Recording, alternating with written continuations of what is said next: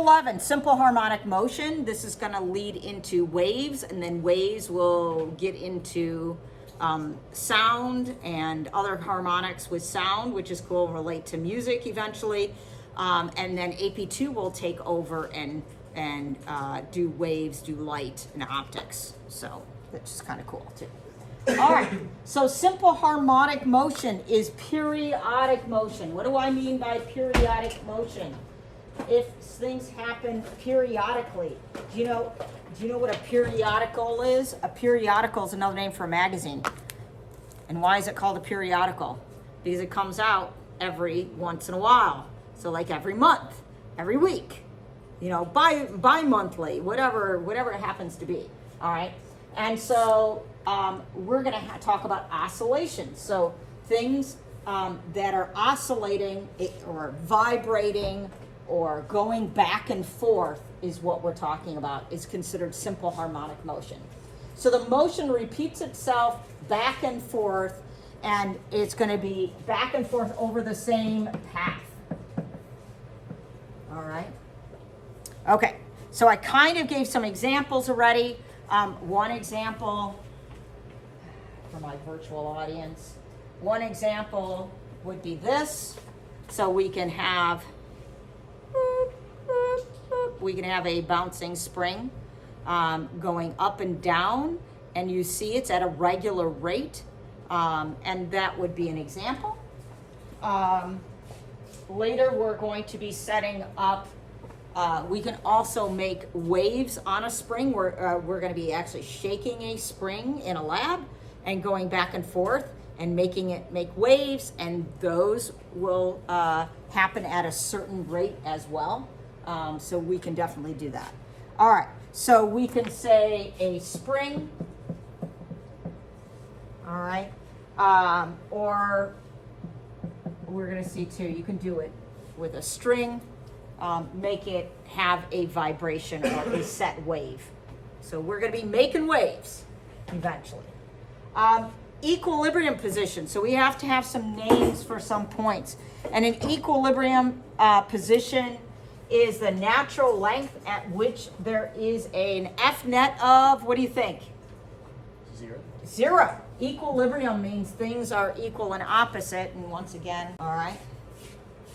So in this case, right, if you look at this, you can see I could measure, equilibrium position, and you either could look at the mass or the end of the spring, and we know the force of the weight hanging from it is equal to the force of the spring in the opposite direction. All right. We can again also, whoops, that's going to be my camera one. We also are going to be vibrating springs, and we can talk about the equilibrium position as well for that. If it is stretched, it exerts we call it a restoring. This is a brand new pen. Why is it sad already?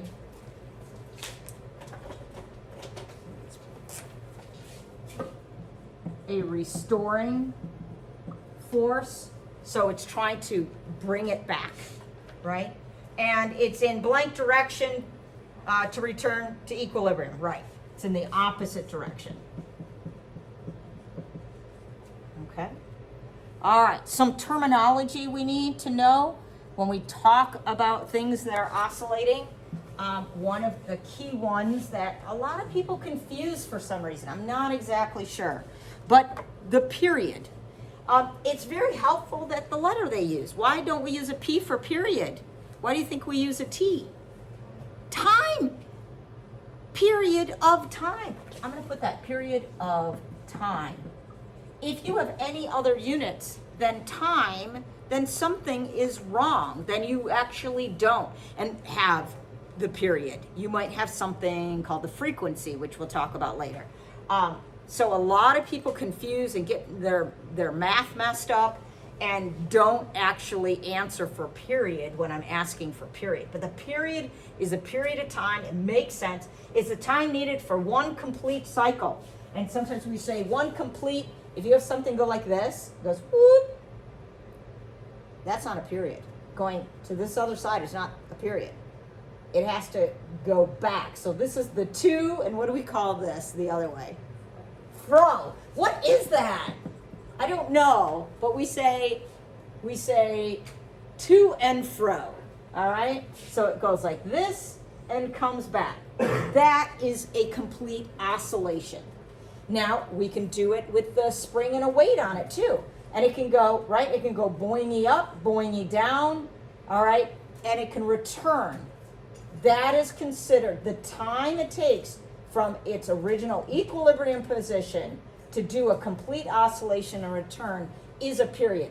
Do you have to measure it from here to here? What would be the same time period? I can measure from, what if I started here? I could measure till the other, right, not to the bottom, right, from here to here. Isn't that the same? I could also do from trough to trough, right? So, yeah, so this is from peak to peak of a wave. You can go from trough to trough as long as you return to the same position it was in before. All right? Pretty easy. We can strum a guitar string, and we do the same thing. Doesn't it vibrate? Right? Doesn't it set up an oscillation? Right? And it can go like this, and it would go down, but you need to get it to return. So that would be a complete oscillation, and that time it takes is the period. Okay? We're going to find out we can also set up a standing wave. If you shake a string and it can go like this and then reflect back on itself, and you can measure a period of time for that as well. All right, what kind of units? Well, it's time. What do you think we're going to use? Seconds. But it's not just it's seconds for something to happen. And I'm going to write SEC, and it should just be S for the SI unit, but I'm going to write seconds so you can really see what that is. But it's per something. Seconds per, what do you want to use? What's it doing?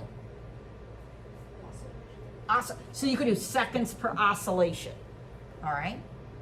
You could also do this, right, if things go in a circle, and it could be seconds per revolution. Yeah? Or sometimes if you don't really want to, whatever you want to call what it's doing, we can say seconds per cycle. All right? All right. But it all has to have seconds on the top, right? Okay. All right. Amplitude. I hope you know what that word actually means. Amplitude, right, is another word for height. All right. So it is some kind of a distance. It's the maximum displacement from equilibrium. Now, look at this little note here, because people often when doing a problem will do it wrong, especially even on today's worksheet. Not from the neutral position of an empty spring. So if I have my little spring here, and if I take this off, and it's hanging like this, I don't measure where this is right now because I haven't set it, and let's say you're gonna go set up some kind of oscillation, you normally hang a mass from it, and then you stretch it and start going boingy boingy. All right, that is a technical term, by the way. All right, so when I say what's equilibrium position, right here, this is our equilibrium. And so my amplitude would be how much I'm gonna stretch it from there, and it could be down, right? And we know this, if it goes down, it's gonna then bounce back up to, the positive amplitude, all right? But where it's like this is the neutral position. So we don't, in terms of amplitude, don't measure from an unstretched spring. Okay. All right. Positive amplitude equals negative amplitude, assuming what? When's that only going to happen? No loss in energy, right? Do you think this is really in the real world? No. It can be pretty good. It can be pretty good. You can have a bouncing spring happen for quite a long time before it comes to a stop. There are things called, the spring can get damped, and so it can lose energy due to that and slow down, but we normally pretend that doesn't exist, all right? Because it's not, it just complicates things.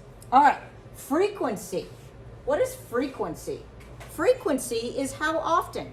Someone frequently does something, they do it often, all right? So what are we gonna say? It's the number of blank per second, because how often means, you know, in some period of time. If you go often to the bathroom, you'd know how many times you went to the bathroom per day, let's say. But of course, we're gonna do things per second. And what's gonna happen? What are we gonna be counting? For what are we gonna? Cycle? Yeah. So it could be revolutions. It could be, right? And in this case, though, it would be cycles or oscillations. So whatever you want to say, cycles, oscillations, revolutions, some kind of repeating event. So this is the number of events per second. All right. People hate the unit. If you're not so comfortable with units in the first place, a lot of people don't like this, and especially how textbooks will write it. They'll write s to the minus 1. People, what? Is it negative? It's not negative. It's inverse seconds, though, right? It means, right, if this was x to the minus 1, it would be the same as 1 over x, right? So s to the minus 1 is 1 over s. Now, that shouldn't freak you out. This line right here just means per, right? So this is per second. The unit is per second. You go, but where did the cycles go? Well, with the same thing with period, you weren't too upset that it was seconds.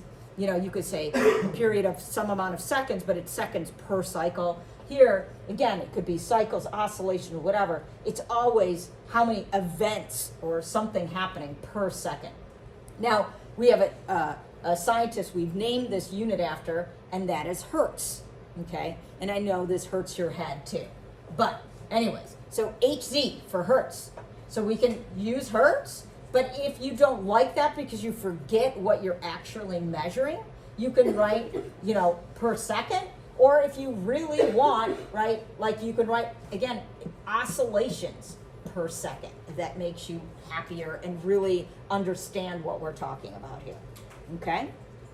Now, since I'm saying a hertz, all right, or frequency is oscillations per second, how does that relate to period? So I can say frequency. I can write a little formula here. How do we find out frequency? Frequency we can find out if, what about if we know the period, right? Yes, I see this. Inverse, 1 over. I can do 1 over big T. And notice, remember, so period, I didn't say, but period is a big T, so you don't just mix it up with any old time. Any old time is always a lowercase t, right? Big T is period. All right, so frequency is the reciprocal or the inverse of the period. All right, so let's see if you understand this now. If it takes 0.5 seconds for one cycle, what is my period and what is my frequency? 0.5 seconds for one cycle. Is this 0.5 the period or the frequency? You know how you know? There's a unit right next to that number, right? That's time. So this must be the period, right? So my period is 0.5, and if you want, you could say seconds, but if you really want to know, right, I already put the cycle there, but it means, right, seconds per cycle. And if that's the case, what's the frequency? How often can it do a cycle? How often? So what's 1 over 0.5? 2. So it can do 2 cycles or 2 back and forths every second, right? It can do 2 cycles per second if it only takes a half a second for one cycle. Yeah, easy peasy. But you can see people often put these things in the wrong blanks. Okay? All right. Now, different years, I choose to do different things. But we did a lab like this before, right? Using this guy. And we were stretching a spring. And the reason we did it in a previous chapter is because that chapter had to do with energy. And we wanted to know, and it's a really great example of having stored energy, right? I mean, we either put a ball up high or a weight up high and do stored energy, but as another way to have different circumstances of having stored energy, we did springs. And so we saw this formula before. But we have to bring it back because these formulas also relate to calculating information about an oscillating spring. So here we are, round 2 of Hooke's law. All right. So Hooke's law, which isn't a complete law, it's really a case that works most of the time. But remember, we talked about springs. If you overstretch them, there's problems, or not enough stretch. We got some good numbers when we did our spring lab to solve for our K when we were kind of in that middle of stretching the spring, but not at the extremes very much. And so what do we know? So that force we mentioned on the other side, this is our restoring force right there, of course, in newtons. X is our displacement. And normally we would want meters here, but depends on what we're doing. And then this guy, if you remember, is our spring constant. Okay, K is normally a constant. Now, when you Google this formula, sometimes you see a negative sign and sometimes you don't. It depends on which force are you talking about. Are you talking about the force applied to stretch a spring, or are you asking about the force the spring is applying? Because if you have a spring, right, you can pull this way, right? This is the force of, let's say, your hand to stretch it. But the spring is pulling back, and this is that restoring force. So do you notice that this is in the opposite direction of, let's say, the X? And because of that, we throw a negative sign in there. So again, sometimes you don't see a negative sign if you Google this formula, because they're talking about the force of the hand, which is the same magnitude but opposite direction. No biggie. All right. When you graph F versus X, we mentioned this before. If you have F here and X here, and you were to graph it for a particular spring, which we tried to do, like we get some kind of a line. And that line, guess what? If you bring X over here, so you get F over X, you get K, and this is the rise, and this is the run, you actually have the slope. The K, K is the slope of the graph of a spring of F versus X. Okay? Now, what if it took more force to stretch it some amount? If it takes more force, it's going to look like maybe like this, all right? So here is a different slope, and tell me about that spring.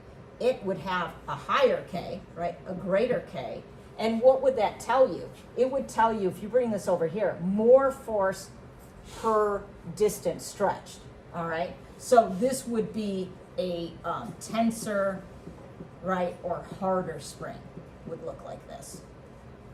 Okay. All right. Do I have one more? Yes. The other interesting thing, we had some maybe math on before. This is where, if I were to find the area under here, this is really interesting. The area under this graph, what is that? How do you find area? Area would be like this times this, right? And if it's a triangle, then it would be half of that, whatever. So the area tells you F times X. If you take a force and times it by a distance, do you remember what that is in physics? Force times distance?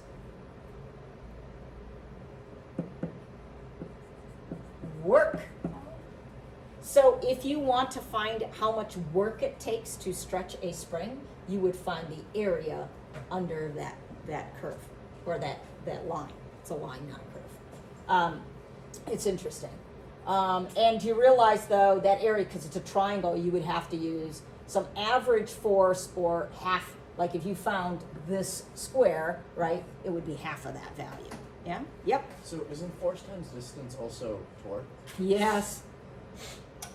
We're going to pretend it isn't. Yes. It is the same. We can have Newton meters be work or torque, and that really bothers me. So they're Yes. both like the same thing, but they're different.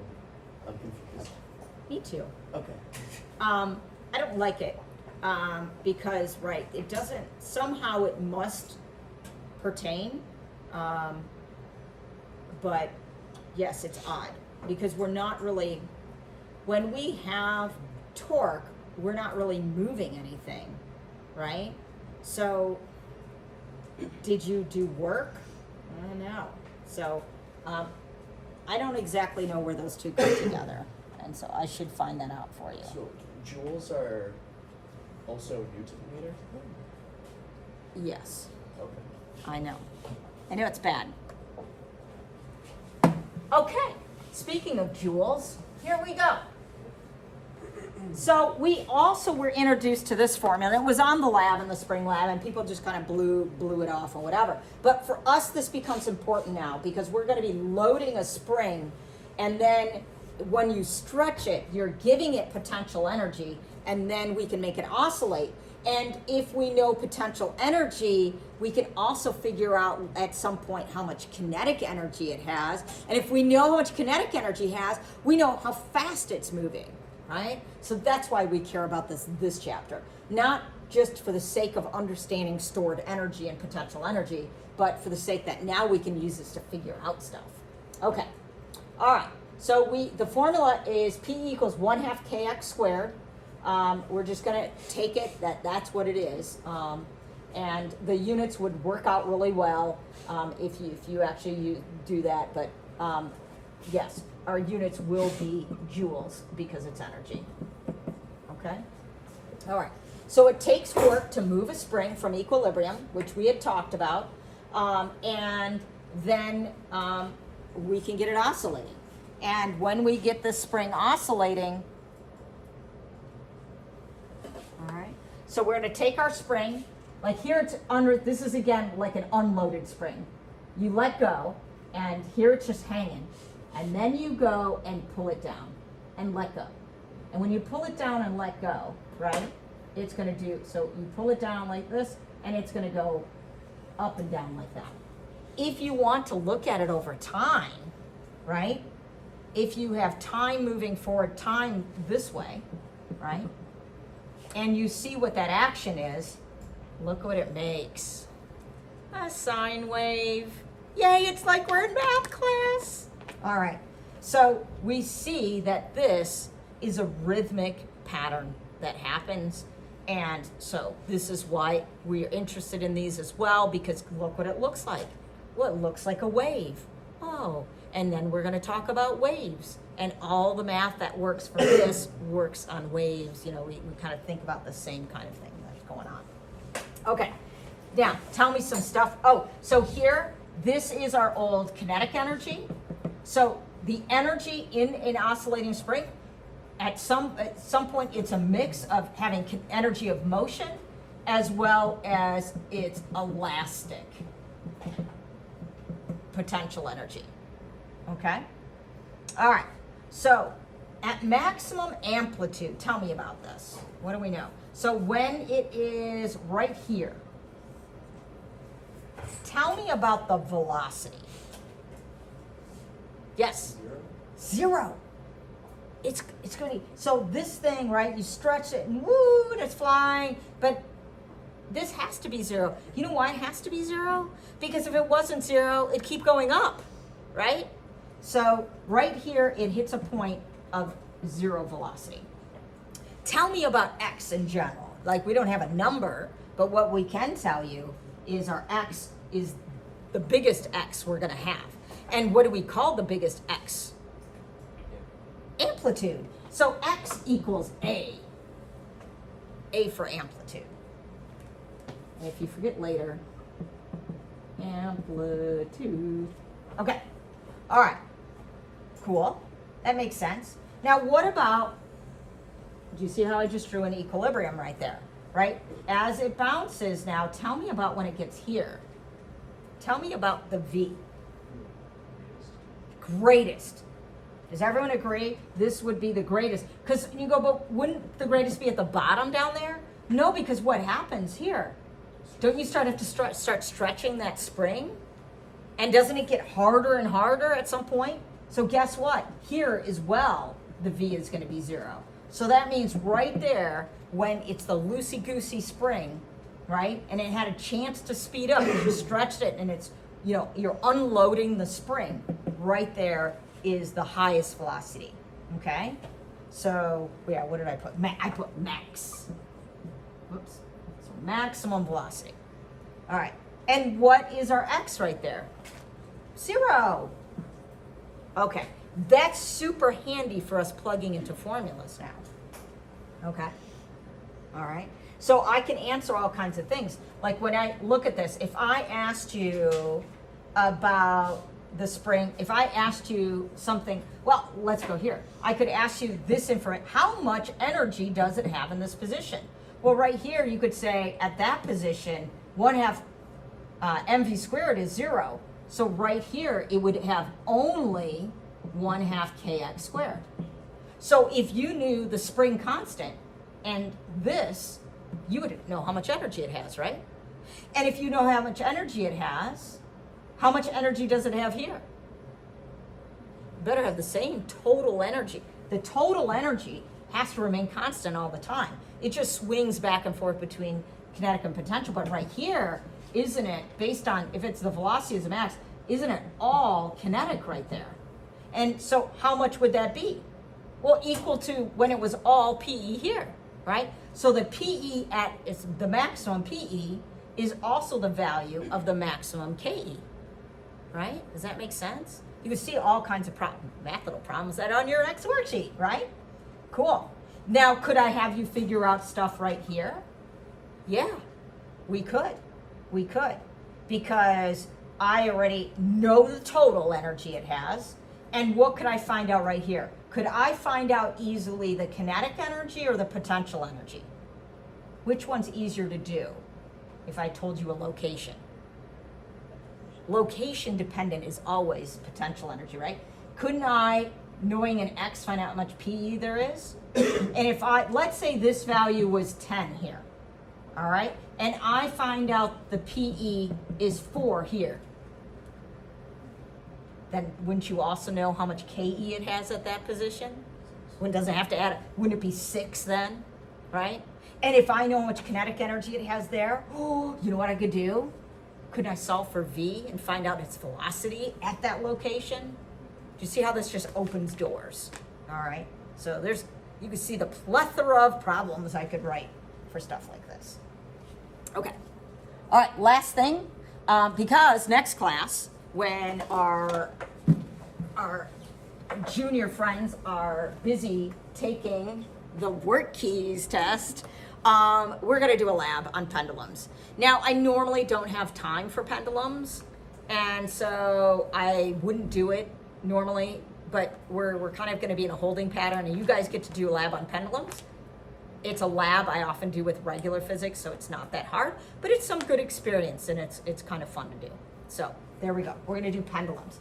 And I'm just going to say this right now. Pendulums. It's got parts. So a pendulum, right, swings to and fro. It's anytime you have your friend Bob. We call this guy Bob. So Bob is what hangs on a pendulum, okay? Have you ever heard of a plumb bob? Yes. Some people. Okay, one person has heard of it. A plumb bob is a string with a weight from it, and you hold it, and you know what it'll always tell you? Vertical. If you are building a wall, okay, or let's say you're building a shed, all right, or you're building a robot like some of these kids, and you need to know is something vertical, you just hang a plumb bob and it will hang completely straight. So that's where the word plumb bob, this is our friend Bob, okay? So we know we can, again, stretch it like that, and guess what? It goes whoop, whoop, whoop, whoop, just like when you're on a swing. Now I'm gonna ruin your life one more time, because every time you get on a swing or see someone swinging, you're gonna think physics. Physics, oh, that's a pendulum and that's Bob on the swing. And then you're gonna maybe start counting like some people do, and you're gonna see the frequency of that motion. How often are they going back and forth?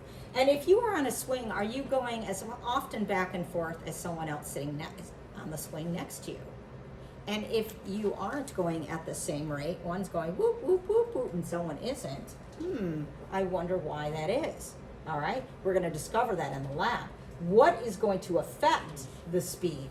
All right, Massa Bob, if you're on a swing, heavier person, lighter person, the little toddler gets on a swing, does that change how fast they go back and forth? The length of the string, does this have anything to do with it? And what about when we pull it back? What if I pull it back like this and let it go like this? Or I pull it back really far and go like this? Which of these things matter? I'm going to tell you, not all of these. All right? So that's what you're going to be testing in your lab, and you're going to see. And it's a little bit counter, like people will swear, I think I know this matters. And you're going to find out, nope. Once again, your ideas are wrong.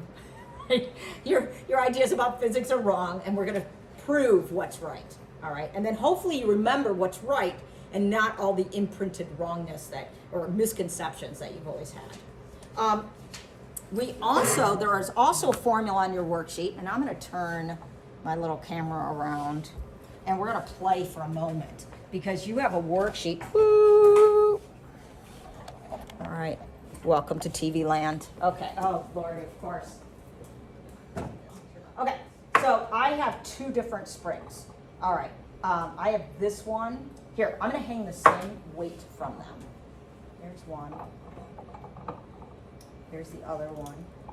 I'm going to you tell me which one has a higher K value. Can you tell? Higher K.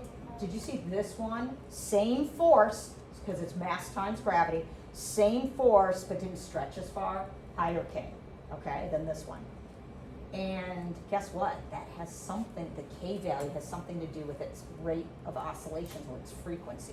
Watch. I'm going to pull these. I'm going to try it. This is not helpful. They're not lined up with each other, but I'm going to try to pull them kind of the same amount. Oh, okay. It's a little bit of a problem's happening here. Do you see that they do not have the same rate? Right? The higher K value, look at higher or lower frequency? Higher frequency. It's going boop, boop, boop, boop, more often, right? Okay. All right. This one's kind of fun to watch, right? It's kind of mesmerizing in my mind. Okay. Not on the video. Okay. All right. What do you think's going to happen when I don't know. Maybe I should do it on this one. All right. We saw this rate, right? Okay. Boop, boop, boop, boop, boop. All right. How's my boop, boop going to go now with more weight? What do you think? It's going to go faster or slower? Higher frequency or lower frequency? Yeah. Yeah, it's looking a lot like this one now, isn't it? Yeah? Interesting. Okay. All right. So we can see this is mass dependent and it's K dependent. Right? That's all we know. Well, we know a little more once we get a worksheet because I give you a formula for it that's a little bit more complex. And I also give you a formula for the pendulum, which is a little more complex. It's nothing that we want to really derive or anything, but we want to be able to use it, see cool things.